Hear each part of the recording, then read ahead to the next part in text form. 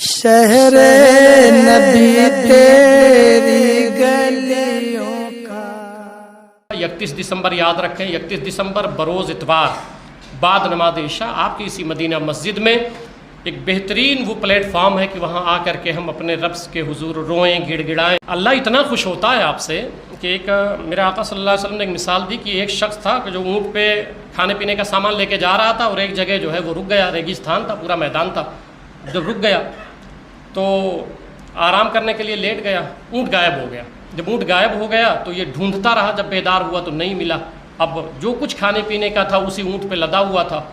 اب یہ ڈھونڈا اور تھک ہار کر کے بیٹھ گیا مرنے کے لیے، جہاں بلا بالکل آخری وقت کہ اب میں مر جاؤں گا، پیاس لگی ہے اتنی شدت کی، اونٹ تو غائب ہو گیا۔ بیٹھا تھا مرنے کے لیے، بیٹھ گیا، مایوس ہو گیا، اب نہیں میں مر ہی جاؤں گا۔ اتنے میں آنکھ تھوڑی سی بند تھی، اچانک آنکھ کھولی تو سامنے اونٹ تھا۔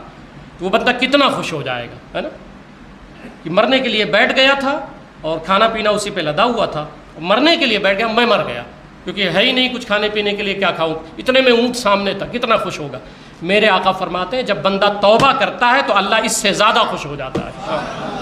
تو آپ آئیں اتوار کو اور بیٹھیں اور ہم لوگ روئیں، پھر اپنے مولا کی بارگاہ میں معافی مانگیں۔ قبر کے مراحل بڑے سخت ہیں، اتنے آسان نہ سمجھیں آپ، اس طرح آپ نہ ہو جائیں۔ تو آپ آئیں اور پھر توبہ کیا جائے، اللہ کی بارگاہ میں معافی مانگا جائے۔ اور سینکڑوں ہزاروں لوگ رہتے ہیں، ممکن ہے کسی کے آنسو پہ اسے ترس آ جائے، اس کے صدقے میں اللہ ہم سب کو بھی معاف فرما دے۔ تو آپ خود بھی آئیں، اپنے دوست و احباب کو بھی لائیں، اور گھر کی جو عورتیں ہیں ان کو بھی بتا دیں، مائیں بہنیں بیٹیاں جو بھی ہیں ان کو بھی بتا دیں، انشاءاللہ وہ بھی تشریف لائیں۔ باپ بھی اتنا ہی گنہگار ہوتے ہیں، اس لیے یہ آپ کی بھی ذمہ داری ہے کہ ان راتوں میں اپنے بچوں سے کو روکیں اور گناہوں سے بچائیں۔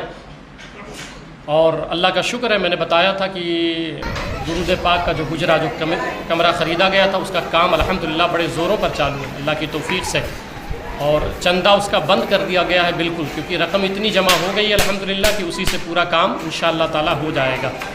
بہت سارے لوگ نہیں جانتے ہوں گے وہ حجرہ ہے کہاں، ٹھیک ہے، جمعہ میں آتے ہیں اور پھر ویسے چلے جاتے ہیں۔ تو جب آپ وضو خانے کی طرف جاتے ہیں تو 13 نمبر میں نیچے جو پہلا روم ہے وہی حجرہ صلاۃ ہے، جس میں کام اس وقت ہو رہا ہے الحمدللہ۔ ان قریب انشاءاللہ تعالی کچھ دنوں میں وہ کام مکمل ہو جائے گا اللہ کی توفیق سے۔